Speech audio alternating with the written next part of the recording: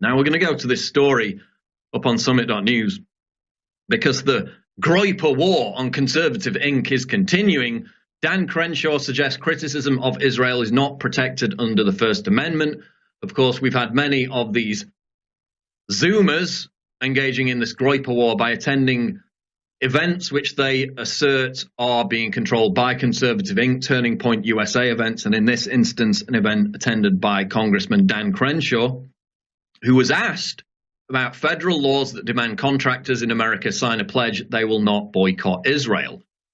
Now, I don't care if you want to attack the Jew obsessives who constantly blame Israel for everything, or if you want to question the conservatives who constantly prostrate themselves and genuflect and worship Israel at every available opportunity. All of that should be protected under the First Amendment. Not so, according to Dan Crenshaw, because the audience member at this event last night drew attention to a law passed by the state of Florida which prohibits anti-Semitism in public schools and universities throughout the state, but is written to conflate anti-Semitism with criticism of Israel.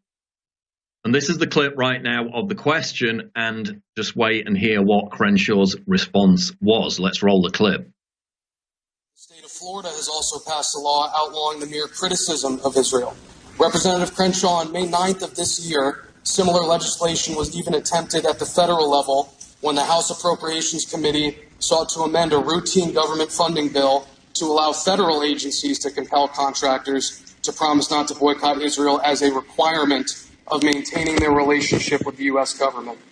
Congressman, in spite of our unique and historic alliance, these laws are obvious, flagrant, and troubling violations of the First Amendment and free speech.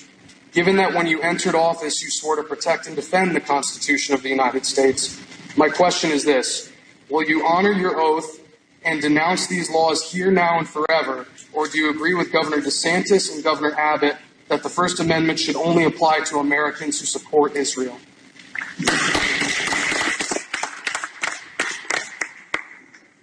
You're advocating for the First Amendment, or at least you're cloaking yourself in the First Amendment.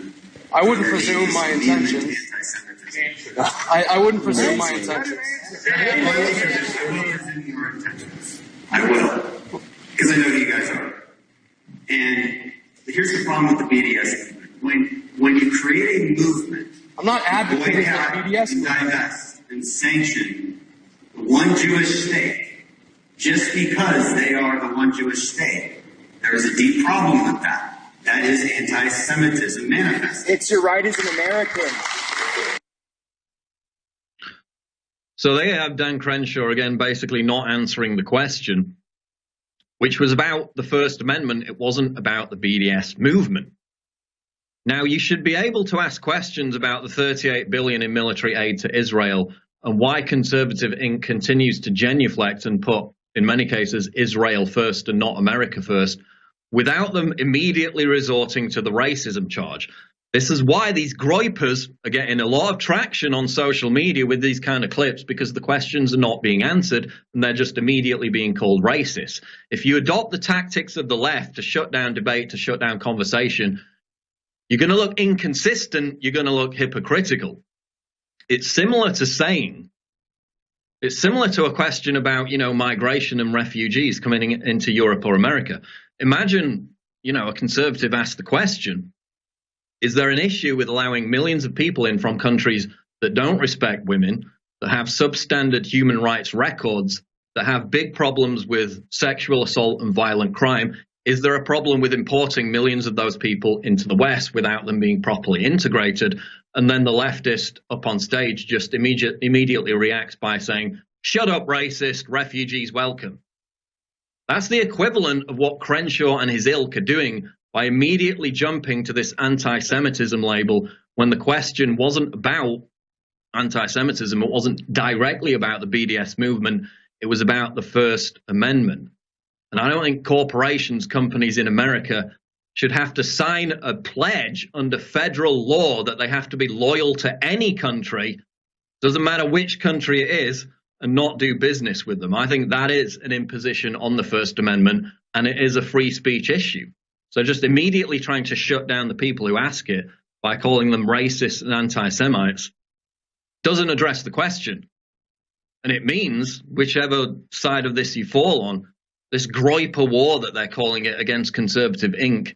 is only going to accelerate. And they have all these events planned with people like Charlie Kirk, people like Ben Shapiro. You know, TPUSA, I met Charlie Kirk a bunch of times. I don't think he's a bad guy. I think he's a genuine guy. But again, he's not answering the question. Every time they ask a question about Israel, they immediately get shut down and called racist. Every time they ask a question about LGBT and drag queen story time, they get shut down and called bigots and homophobes.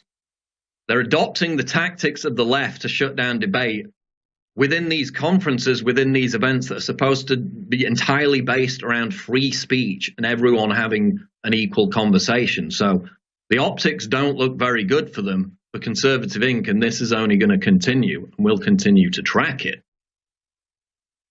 Now, the FBI is using its resources in a very valuable fashion by investigating posters that say it's okay to be white.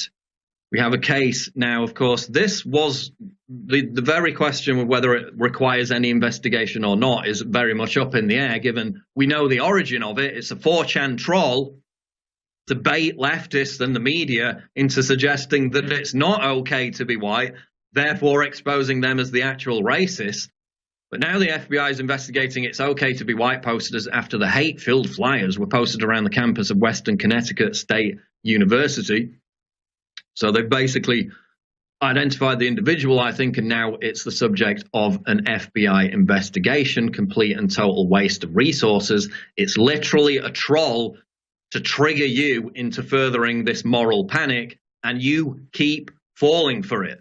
If you didn't keep reacting this way with talk of hate speech and FBI investigations, the flyers would stop, even if you think it's such a horrible crime to say it's okay to be white. Obviously, a lot of people think it is, but now ludicrously it's the subject of an FBI investigation.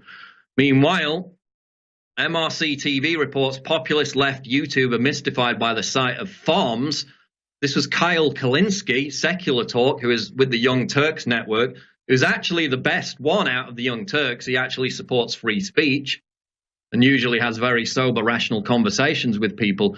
But I saw some people, even on the right, defending him for this incredibly dumb tweet.